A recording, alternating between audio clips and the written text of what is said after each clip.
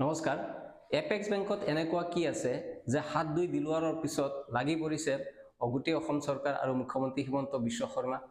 আজি মুখ্যমন্ত্ৰী হিমন্ত বিশ্ব শৰ্মাই দিলৱাৰ হুছেইনৰ ককায়েকক আটক কৰাৰ পিছত তাৎক্ষণিকভাৱে মন্তব্য প্ৰকাশ কৰিছে সংবাদ মাধ্যমৰ আগত আৰু কৈছে যে দিলৱাৰ হুছেইন এটা ডাম্পাৰৰ মালিক, ডাম্পাৰৰ বেপাৰী।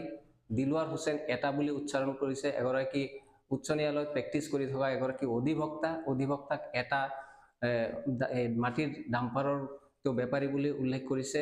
দিলৱাৰ হুছেইনৰ ককায়েকক এটা এষ্টাব্লিছড মাটিৰ দালাল বুলি কৈছে, যিগৰাকী ককায়েক দিলৱাৰ হুছেইনৰ প্ৰধান শিক্ষক হিচাপে এখন LP স্কুলত কৰ্মৰত আছিলে, সেইগৰাকী ব্যক্তিৰ বিষয়ে এনেদৰে মন্তব্য কৰিছে।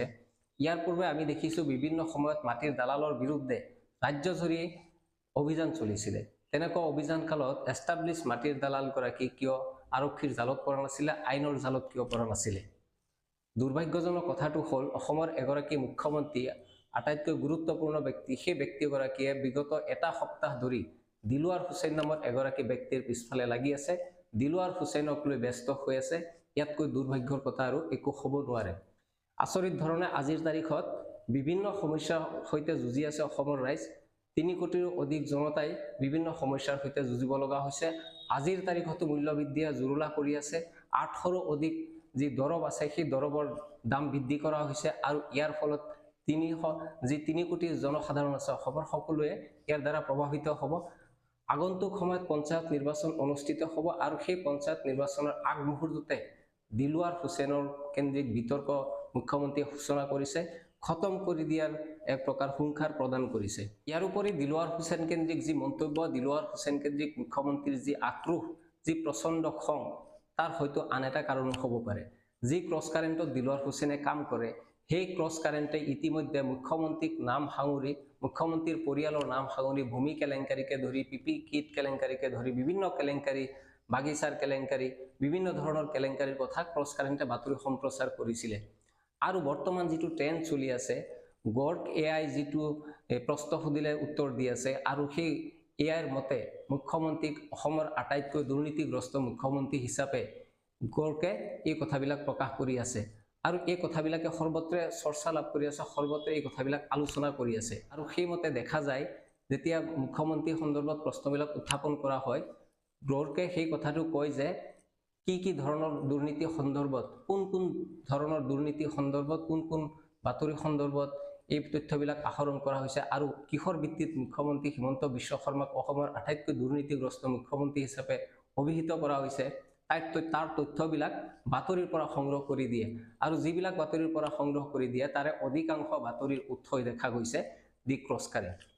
হয়তো এয়াও হ'ব পাৰে এই যি ট্ৰেণ্ড কেন্দ্ৰিক যি আলোচনা, তাৰ ফলত মুখ্যমন্ত্ৰীৰ বিৰুদ্ধে যি ধৰণৰ এক প্ৰচাৰ চলিছে, যি ধৰণৰ দুৰ্নীতিগ্ৰস্ত আখ্যা দিয়াৰ এক ধৰণৰ টেগ মাৰ্ক তেওঁৰ ওচৰত বা তেওঁৰ গাত লাগি পৰিছে, সেই তাৰ ফলতো হয়তো এটা খঙৰ সৃষ্টি হ'ব পাৰে আৰু সেই খং আৰু সেই ক্ষোভৰ ফলতে হয়তো সেইবিলাকক কোনো আইনৰ বিৰুদ্ধে নহয়, আইনৰ ভিতৰত থাকি খতম কৰাই মোৰ কামত লাগি গৈছে।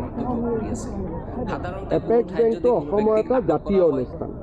এই জাতীয় অনুষ্ঠানটো দিলৱাৰৰ ইচ্ছাৰাত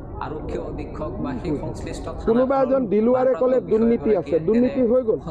বেংকটো যে মৰি যোৱা বেংক এটা যে আজি উন্নত হ'ল, এই বেংকটোত যে ATM আহিলে, এই বেংকটোত যে আজি নতুন টেকনলজি আহিলে ষ্টেট বেংকৰ দৰে, সেই কথাবিলাক দিলৱাৰে। মুখ্যমন্ত্ৰীয়ে দিলৱাৰ হুছেইনৰ ককায়েক সন্দৰ্ভত তাৎপৰ্যপূৰ্ণ মন্তব্য আগবঢ়াইছে, যিগৰাকীয়ে স্কুলৰ শিক্ষকতাৰ লগত জড়িত, সেই ব্যক্তিগৰাকীক মাটিৰ দালাল বুলি আখ্যা দিছে, এষ্টাব্লিছ মাটিৰ দালাল বুলি আখ্যা দিছে। গতিকে এই সকলো কথাবিলাকৰ আঁৰত কিবা যেন ৰহস্য সোমাই আছে, কিবা যে এটা তাৰ ওচৰত লাগি আছে, তেনেধৰণৰ অনুভৱ হয়। সেইকাৰণে এপেক্স বেংকত এনেকুৱা কি আছে যাৰ কাৰণে মুখ্যমন্ত্ৰীৰ ইমান খং আৰু ইমান ক্ষোভ? এপেক্স বেংকত যদি একোৱেই নাই, তেনেহ'লে এই এপেক্স বেংকৰ সম্পূৰ্ণ যি কৰ্মকাণ্ড, সেই সন্দৰ্ভত CBI তদন্তৰ দায়িত্ব দিব লাগে। তেতিয়াই দুধ কা দুধ পানী কা পানী হৈ যাব। আৰু মুখ্যমন্ত্ৰীয়ে কোৱাৰ দৰে যে দিলৱাৰ হুছেইনৰ দৰে কোনোবাই যদি কৈ দিয়ে সেয়া দুৰ্নীতি, সেয়া মানি লোৱা নহ'ব। গতিকে CBIক ইয়াৰ দায়িত্ব দিয়া হওক আৰু CBI সম্পূৰ্ণ যি গোচৰ আছে, যি ইয়াৰ তদন্ত প্ৰক্ৰিয়া আছে, সেয়া আগবঢ়াই নি এই সন্দৰ্ভত ৰায় প্ৰদান কৰক যে এপেক্স বেংক সঁচাকৈয়ে দুৱা তুলসীৰ পাত নে কিবা কেলেংকাৰী হৈছে, সেয়া ৰাইজে জানিবলৈ অধিক সহজ হ'ব আৰু এপেক্স বেংকৰ ওপৰত যি দুৰ্নীতিৰ অভিযোগ উত্থাপন হৈছে সেয়াও পানী কা পানী দুধ কা দুধ পানী কা পানী হৈ যাব